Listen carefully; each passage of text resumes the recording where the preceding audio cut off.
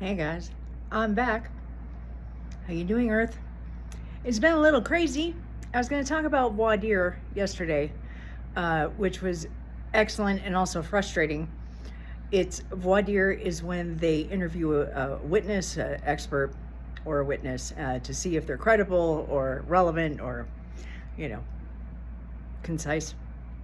And like OJ had a lot of voir dire, which is why that trial took what 9-11 months, and why America knew a lot more about the case than the jury did, and why it was so very divisive. You know, the bad thing. So they did voir dire, and they had this really neat lady. She's older. She's a medical doctor. She's worked in LA's medical examiner's office. Right now she's working on a cold case, and apparently she's a dog bite expert, which we haven't heard enough about the dog or the bite. So she is clear and concise and sweet and knowledgeable and an excellent witness, which is exactly why I think Judge Bev is going to blow her off. Judge Bev doesn't like that she showed up in the middle of the trial, like she wasn't found before the trial started. She thinks she's looking for her 15 minutes of fame, which is fucking ridiculous. People knew people in LA and she got connected, and how many dog bite experts are there, right? So, but Emily and I usually agree, and we don't agree on that. Emily thinks she's going to let her testify because Judge Bev said, hey, Lolly, if you need extra time for this witness and to find another expert, let me know. You know, anything I could do to help you. Which reminds me, there is a really funny new YouTube channel called Auntie Bev, and I think it's a TikTok comedian. Feels like he's local to Boston, and he is making fun of this trial, and it is wonderful. It's cathartic. It's so good. He's playing all the characters, and Judge Bev has like a fluorescent yellow wig, and she's always like, I'll allow it. And they talk about drinking a lot, but my favorite part, when he does the texts. But so, you know, the stenographer is talking into like a thing and recording it instead of typing something. So, and it's a circular microphone of some sort. Well, so he went and got an oxygen mask from a hospital or something. And so he's sitting there in a corner with this thing on his face. It's extremely, extremely funny. Please drop everything and go check that out and give him lots of likes and subs, because he deserves a lot more attention than he's getting, and it'll make you feel better. And the texts will make you die. So that's the comedy part of this true crimedy, because I can pull comedy into everything. So, and then there was another guy that an expert that they interviewed for voir dire, and he's an accident guy, an accident reconstruction guy, and his job is so cool. He redesigned all of the hockey rinks for the NHL because some hockey player got a very, very bad injury from a hip check or something. And I think it was a spinal thing. And so he went in there and he took a bunch of crash test dummies and he threw them at the plexiglass, and he figured out a way to make the glass safer for the players, which I guess it involves being curved instead of straight glass, which is interesting to me and sounds like a really, really fun job. So hopefully we'll see him. And if I'm not mistaken, he's the one that made Judge Bev like light up like a tween, like a groupie at a concert with their favorite band. She was smiling ear to ear. So he'll be back for sure. Anything is possible, actually. Anything is possible with this woman. So one of the reasons why the questioning is so cagey is because all of the investigators are being investigated. But a federal investigation is going on during this trial of half of the witnesses for the state. That doesn't look good, right? Isn't that like super bad? So when both sides, both lawyers come to Judge Bev and say, you know, why don't we delay the trial for a minute and let this case play out? She's like, nope, we're going to have the trial.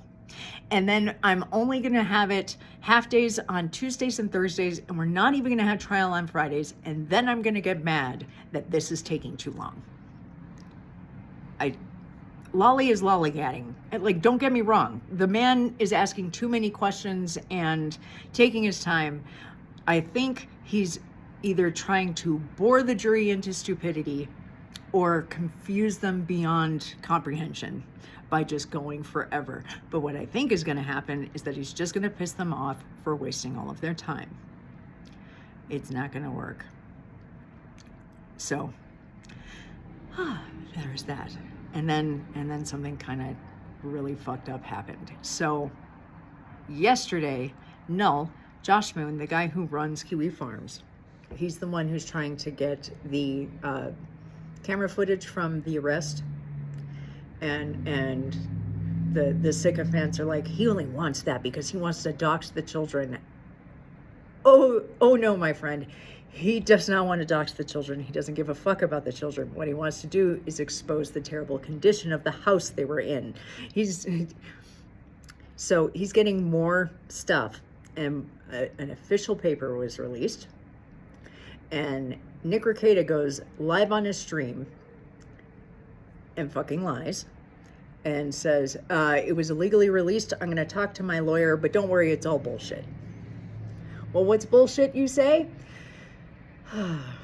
We watch Aaron Hemult learn this and absorb it and deal with it in real time, and it was insane. So, one, it's very important that if the parents would offer drug testing, they could have their kids back. All they have to do is submit to drug testing, and they're refusing to do that.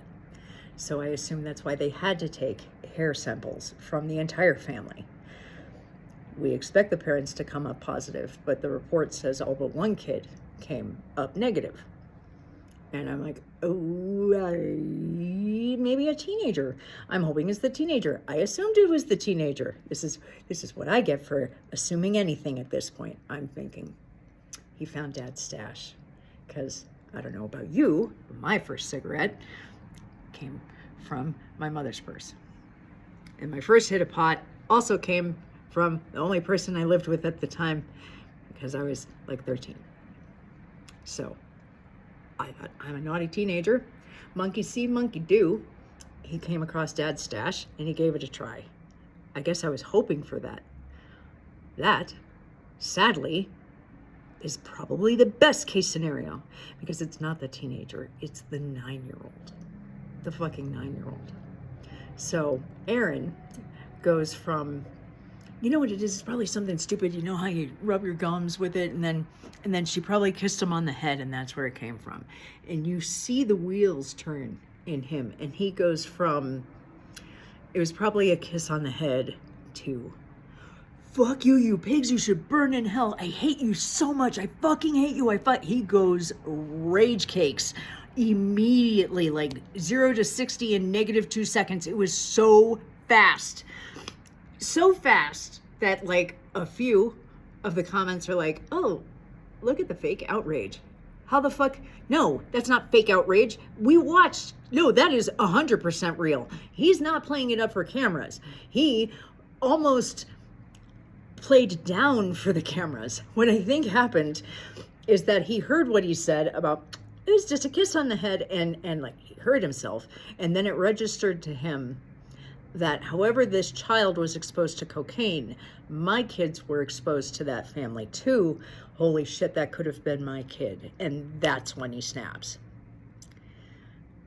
Again, how fucked up is it that best case scenario, this kid accidentally consumed it off of a mirror?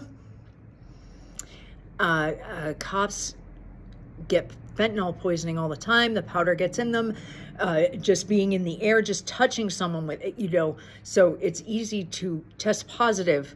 But according to the numbers that he tested positive for, the amounts he was exposed to is daily use, casual daily use, or weekend use. Either way, fuck. Either way, fuckity fuck, this is fucked. 9 years old.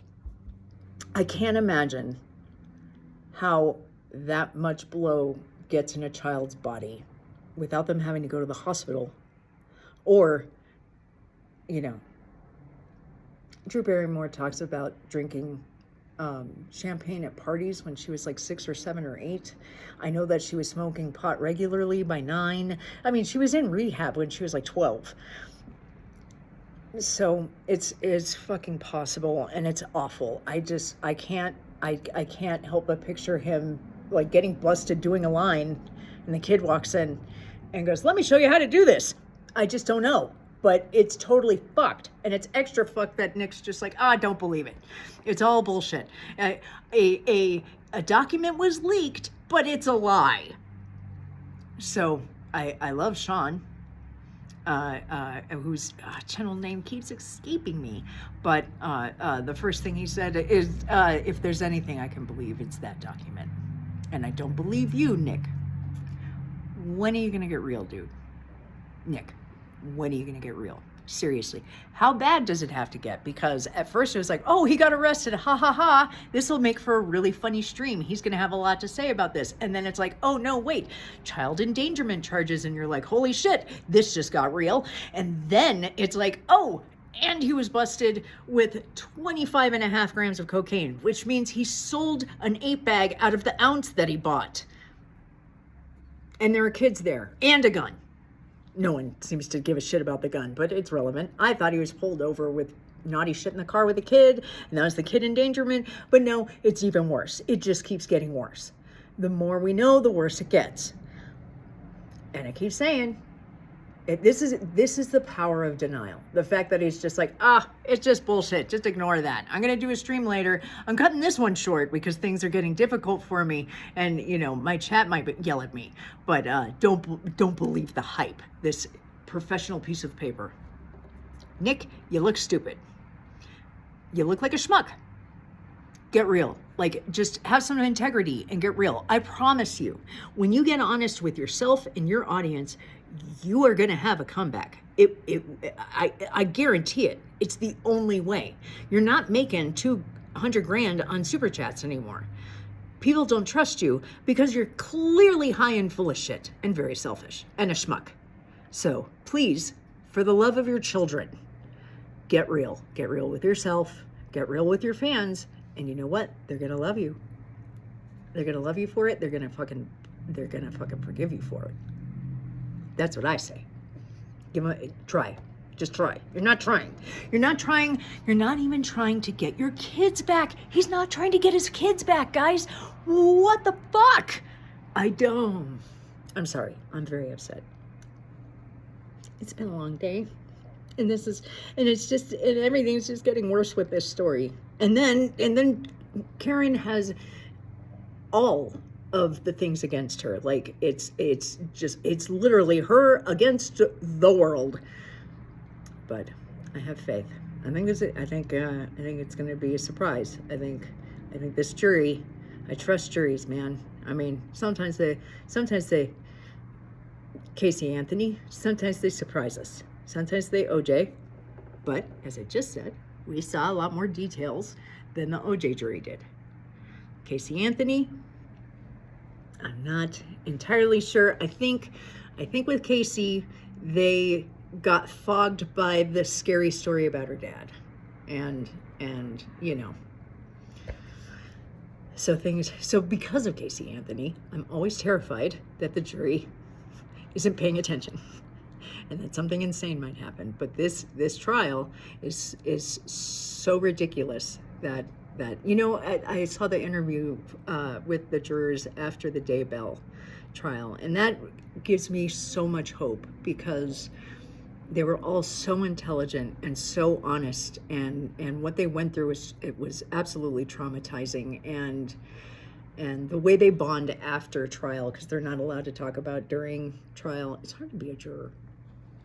So they did the right thing. I don't even believe in the death penalty, and they absolutely made the right call on that.